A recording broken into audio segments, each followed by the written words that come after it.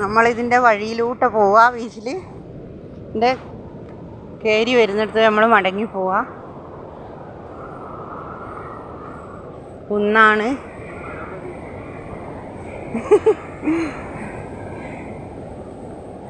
ഭയങ്കര മേലെ കയറ്റം കയറണം. തളർന്നു പോയി.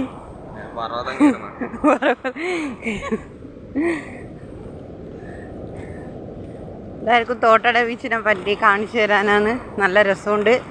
കുന്നിൻ്റെ മേലെ ഇറക്കം കുറച്ച് കൂടുതലാണ്. കയറ്റവും ഇറക്കും.